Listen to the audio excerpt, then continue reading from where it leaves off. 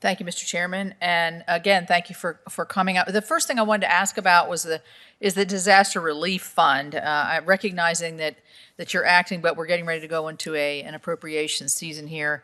The administration is going to be asking $18 billion to address major disasters through the disaster relief fund. As you've probably done, as all of I've done, we've watched the fund go down, then back up, and then and down. And I don't know, do you have any level, or what is your level of confidence that this balance that we have in the DERF is going to be sufficient to address these needs? I know it's hard to speculate, but I didn't know if you had an impression. Well, I think that's what it is. It's speculation based on experience and history. We have a good team at FEMA that has gone back and looked at history. We've gone ahead and forward and looked at what are the risks that we intend to see, what are the current requirements that we still have left outstanding from either the COVID event or past disaster event where we have to provide funding for those. And right now we project that we would be on a trajectory to have sufficient funding in the DRF by the end of the fiscal year. All right. Another question, and I don't know if we can answer this shortly, but it's certainly a question that's going to come to all of us from our constituents on the COVID relief, which is the funeral assistance that was just rolled out. And I heard on the radio, actually, that you were inundated, FEMA was inundated with phone calls on the helpline or whatever line you set up for this. It's probably causing some confusion. I don't know if there's, they said that you'd gotten 1 million calls, and I don't know how that's rolling out. Just shortly, briefly, what your hope is, what the confusion might be. What can we tell our constituents here? Yeah, what I would say is that is go ahead and take time up front to get all the necessary documents together before phoning that line.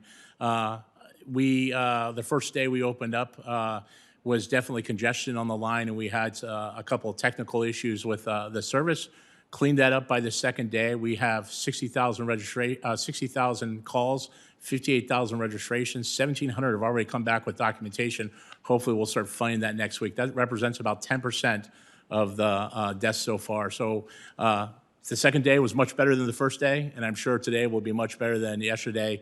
And we want to make sure that we empathetically and compassionately help everyone that had a loss. And so we look forward to working with you to phone that 1-800 number and take time to pull together the necessary information before starting your application.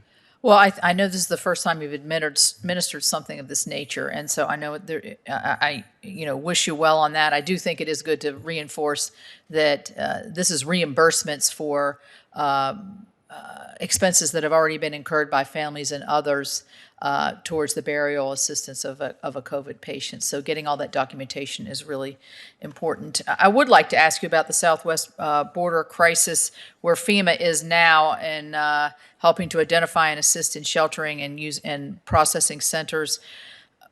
Are you concerned about this? Do you think FEMA's role is going to get larger? What impact is this going to have on your FEMA resources?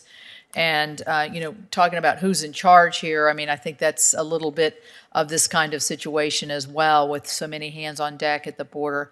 Do you have any impressions on that? And what are you hearing from the field? Yeah, so far, the impact on our staffing has not been significant. In all events, we help out other federal agencies as they help us out through the Economy Act. I've now been in FEMA, as you said earlier, 25 years, and through 3 administrations, I've been involved in unaccompanied children in the Obama administration, the Trump administration, and now this administration. One of our core values is compassion. We want to be able to help out HHS with setting up shelter capacity for the children, and we're going ahead and doing that with something that we do very well. Is that in any specific place, or is that all along the border? Is it Texas mainly? Texas, California. We're looking at some other sites throughout the United States. But HHS is doing the contracting. It's their funding.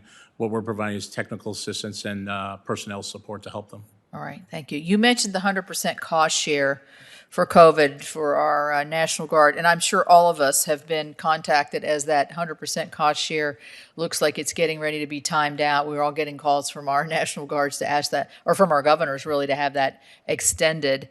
I do think that there is a risk of this becoming the norm, and I think that there has to be state, local, and disaster relief assistance at the same time, certainly through these guard assistance, and they've been fantastic with us. So do you have an impression on that, on the 100% cost share? It goes till what, September 30th? Yeah, it goes to September 30th. There should be sufficient vaccination to vaccinate anyone that needs vaccination. Is the president laid out by May, but through July, hopefully we have everyone vaccinated.